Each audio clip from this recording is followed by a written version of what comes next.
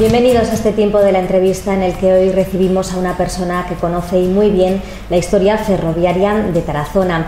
Damos la bienvenida a Mariano Rodríguez, coautor del libro sobre el Tarazonica. Mariano, bienvenido y gracias lo primero por haber venido hasta aquí a acompañarnos unos minutos. Gracias a vosotros. Bueno, cuéntanos cuál fue la motivación para escribir este libro entre tres personas que a priori me decías que no tenéis ninguna vinculación directa con esta tierra, ¿no? Con Tarazona. Ninguna. De hecho, vamos a ver, el primer autor, que es Pedro González Fraile, ya en su momento hizo un libro sobre el Torralba-Soria a través del mismo editor con el que hemos hecho este libro. Entonces, en aquel momento yo no pude ayudarle mucho en su elaboración porque mi archivo en ese campo era bastante limitado. Pero cuando terminó su libro, el editor le puso más deberes para continuar y le pidió que hiciera uno sobre el Sadaba Gayur.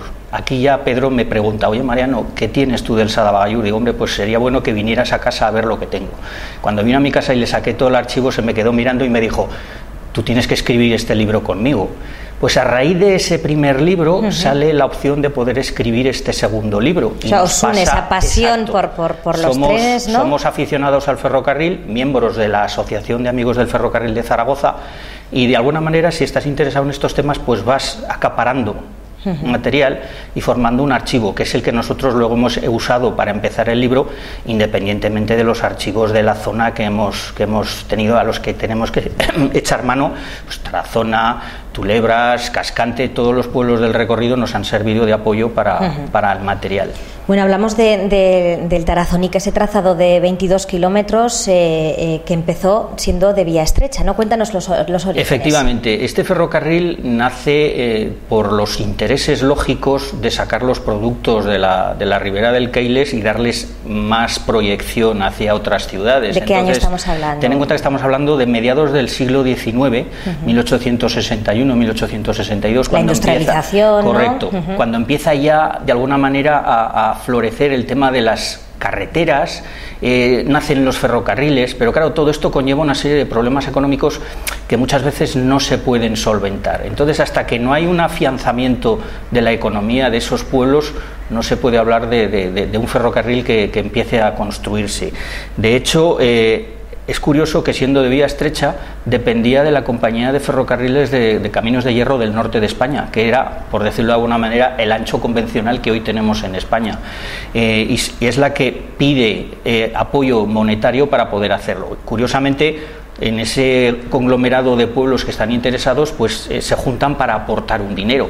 Tarazona en aquel entonces aporta, y estamos hablando de mediados del siglo XIX, aporta 100.000 pesetas, Tudela aporta 25.000 y un pueblecito intermedio aporta 12.500 pesetas. Todo esto sirve para dar inicio e impulso a las obras del ferrocarril. De hecho, el ferrocarril, cuando termina su planteamiento y su obra, se inaugura el 31 de diciembre de 1888. Entonces empieza a florecer de alguna manera el campo de Tarazona, su huerta y todo lo que conlleva hasta Tudela. O sea, de alguna manera facilitan la salida de esos productos. Es un poco motor también de desarrollo. Exactamente, exactamente. En aquellos años era lo fundamental. El progreso iba asociado directamente al ferrocarril. ¿Y cuándo pasamos de mercancías a pasajeros? Pues prácticamente al momento. Ten en cuenta que el servicio de viajeros que había entre los pueblos se hacía a base de una serie de diligencias que, quieras o no, tardaban un montón de tiempo. Entonces el ferrocarril acorta esos recorridos y, lógicamente, los viajeros, pues cuando tienen que hacer sus gestiones y tal, pues ven en el medio del ferrocarril un transporte que les facilita el acercarse a las capitales. Por eso, en aquel momento, el ferrocarril prospera en cuanto al tema de viajeros, y si a eso le añadimos las mercancías, que es también importante, pues también le ayuda a florecer. Lo que pasa es que esto es como todo, digamos, el incipiente o la incipiente competencia de la carretera, porque empieza a aparecer el vehículo de explosión, de motor de explosión, facilita de alguna manera más los desplazamientos, se hacen más rápidos, hace que el ferrocarril de vía estrecha de alguna manera languidezca. Si encima a eso le añades que no hay un mantenimiento fuerte porque siempre hay problemas de dinero, el ferrocarril de vía estrecha se queda ahí un poco como en vía muerta. El mantenimiento, pues no era muy rápido el servicio, porque ¿cuánto el recorrido se podía tardar de en llegar 22 hasta kilómetros, Tudela? pues calcula que a lo mejor hora y media en los mejores momentos. Hay cosas curiosas como la de, no se sabe si es real o no, pero sí que corre de boca en boca una pequeña anécdota, que un maquinista del ferrocarril de vía estrecha conocía al cartero de la zona y un día pues se lo encuentra camino por paralelo a las vías y le dice: fulano, móntate con nosotros que te llevamos. Y el cartero le mira y le dice: pues no, hoy tengo prisa, o sea que no me puedo montar con vosotros, para que te hagas una idea de cómo era eso. Y el cambio fue cuando pasó a vía ancha. ¿Qué quiere decir? ¿Qué significa esto? Al ver que ese ferrocarril no tiene futuro, ya en sus inicios de historia, en los años 30, 1920, 1930, ya se habla de convertirlo en ancho, para que nos entendamos todos, al ancho Renfe actual. Entonces no es nuevo ese intento de reconvertir el ferrocarril. Lo que pasa es que eso no se hará efectivo hasta iniciados los años 50. El ferrocarril como vía estrecha cesará sus actividades a finales de los años 40 y se retoma la posibilidad de convertirlo en ancho Renfe a partir de los años 50. De hecho, la inauguración oficial, o reinauguración, mejor dicho, del ferrocarril como vía ancha es el 6 de junio de 1952. La gente de la zona pues ve otra vez el resurgir de sus posibilidades económicas con este ferrocarril. Al ser vía ancha, entiendo que se puede utilizar maquinaria, locomotoras más rápidas, más veloces, aparte que era el sistema más extendido en toda España. Vía estrecha, pues de alguna manera era el ancho de 1 metro y estamos hablando obsoleto, ¿no? total, y volvemos a lo mismo. En esos ferrocarriles que eran muy interiores, pues la carretera siempre les hacía pupa. El ancho Renfe ya tenía más poderío, ¿entiendes? Entonces el construir o reconstruir el ferrocarril para adaptarlo a la modernidad de aquellos tiempos, pues facilita todavía más el prosperar de esos pueblos. Lo que pasa es que esto es como todo, líneas interiores no tienen así una fuerza muy grande para poder funcionar. El tráfico de viajeros pues es bastante exiguo, nunca se llena un tren, quitando cosas muy específicas, días por puntuales, ejemplo, ¿no? las fiestas de Tudela, las fiestas de Tarazona, las fiestas de los pueblos intermedios, que se hacen servicios especiales de ferrocarril, y es cuando repunta el servicio, pero el resto del tiempo queda muy llano, muy languidece también. Entonces llegará un momento en que el ferrocarril en esta línea Tudela-Tarazona quedará de alguna manera bastante obsoleto y terminará por desaparecer a finales del año 1972.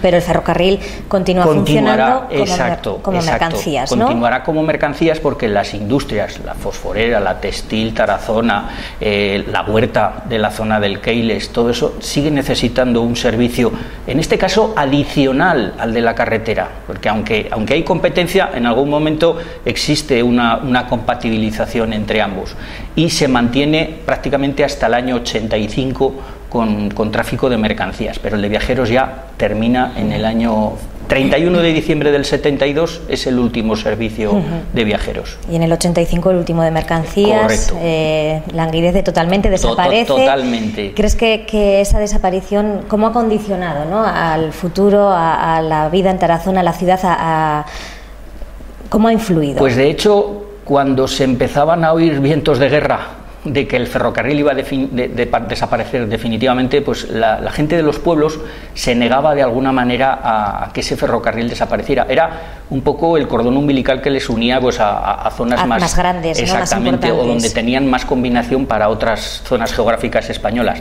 Pero claro, el poderoso caballero es don dinero, y si no da resultados, si no hay beneficios, eso desaparece. Nada, ¿no? Entonces, de alguna manera, pues la gente se tiene que conformar con la carretera, que lógicamente al desaparecer definitivamente el ferrocarril como servicio de viajeros, pues se propicia que las líneas de autobús entren en más funcionamiento, y de hecho de ahí el transporte de mercancía pues no queda más remedio que realizarlo por carretera.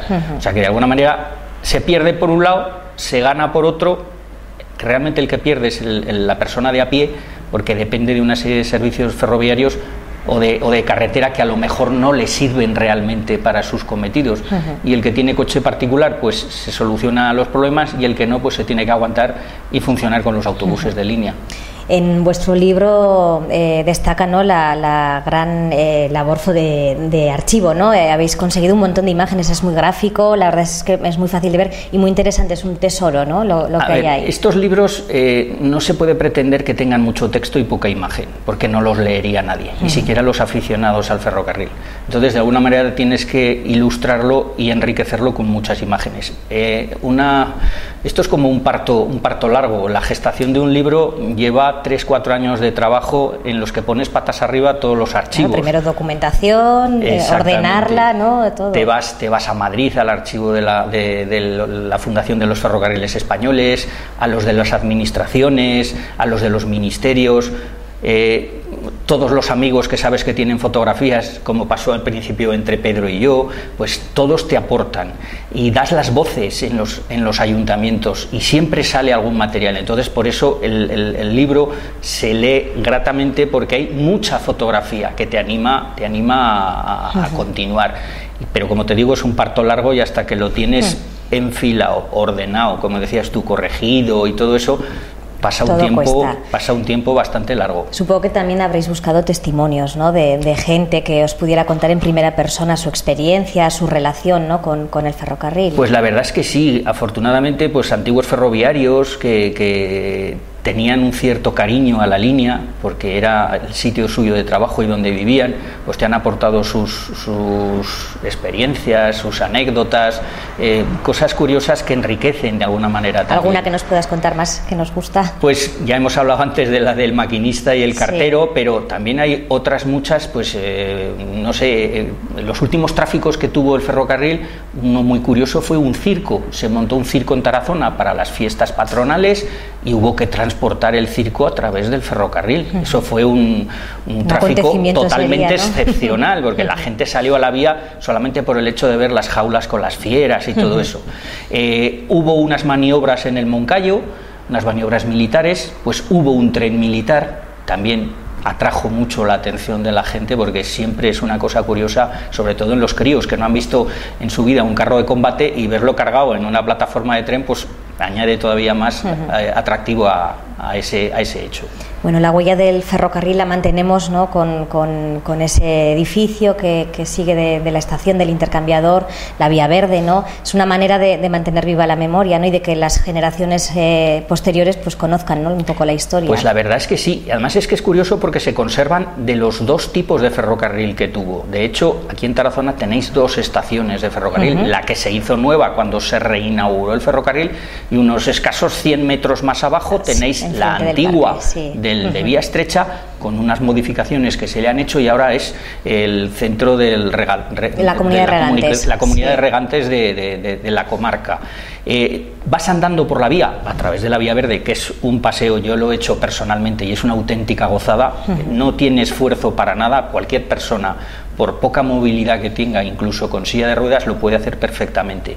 Y te encuentras pues en Cascante, en Tulebras, en algún sitio concretamente se conserva la antigua estación del Vía Estrecha, sobre todo en Cascante, si no recuerdo mal, la estación está un poco ladeada de la Vía Verde, y es yo creo que es una segunda vivienda de algún matrimonio, porque la tienen cuidada en perfecto estado. De hecho, es la que vemos en la portada del libro, tal cual la vemos en la portada del libro, así se conserva.